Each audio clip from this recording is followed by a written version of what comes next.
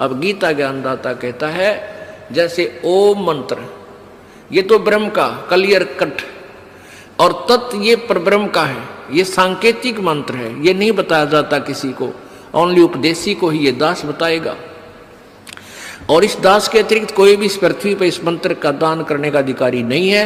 अगर कोई इस दास से उपदेश लेकर एक दो दुष्ट आत्मा इस कार्य में लगी हैं, उनसे जो उपदेश लेता है वो डुप्लीकेट पासपोर्ट समझ लो वो बना रहे हैं, फिर दोनों दोषी होंगे भगवान के दरबार में। तो इस तत्व का जो मंत्र है ये ब्रह्म का अक्षर पुरुष का है, वो सांकेतिक है, दास बताएगा। और सत जो है वो सार नाम है, ये दास बताएगा, वो पूर्ण ब्रह्म परम अक्षर ब्रह्म का मंत्र है। इन तीनों मंत्रों के जाप की कमाई के बल से, भक्ति के बल से हम सतलोक जाएंगे। सत्संग जी, परमात्मा ने 26 से 28 मार्च 2010 सतलोक आश्रम बरवाला में ये सत्संग सुनाया था। ये एपिसोड 6 है और ये 20 मिनट के बाद आप उसमें सुनना। उसमें पूरा स्पष्ट क्लियर कर दिया है कि हाँ दो लोग जो है ना इस तरह नाम दीक्षा के बारे में पूरा क्लियर बता दिया है।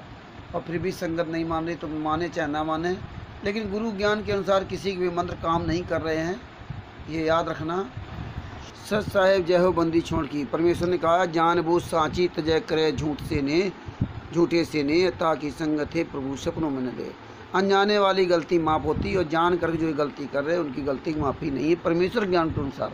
बात बाकी जिसकी जो मर्जी है वो करे। सच साहेब जय हो बंदी छोड़ की।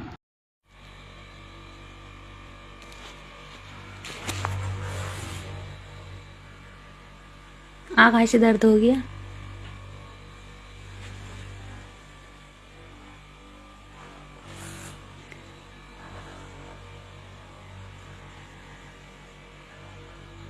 मत करना, बस कमर में।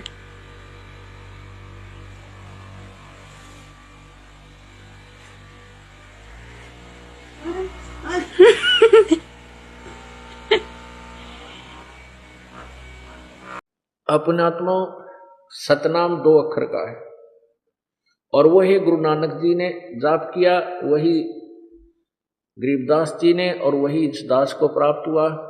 अब इस दास के प्राप्त होने के बाद एक दो दुष्ट आत्माओं ने मुझसे तीनों मंत्र प्राप्त किए और वो गुरुद्रोही होकर के एक अपनी तरफ से कोई नाम नूम देने लगे, तो उनसे कोई लाभ नहीं होगा, क्योंकि वो अधिकारी नहीं है, वो चोर हैं, परमात्मा के शत्रु हैं, उनसे लाभ कभी नहीं हो सकता। चाहे आप देने लग जाओगे आप भी दुश्मन होगे भगवान के, वो परमात्मा के शत्रु कहलाते हैं। जिस परमेश्वर ने इतने वर्षों तक छुपा कर रखा इस मंत्र को, और वो गुरुद्रोही होकर के फिर वैसे सार्वजनिक कर रहा है और वो अधिकारी भी नहीं है, तो सेकंड शत्रु है परमात्मा का।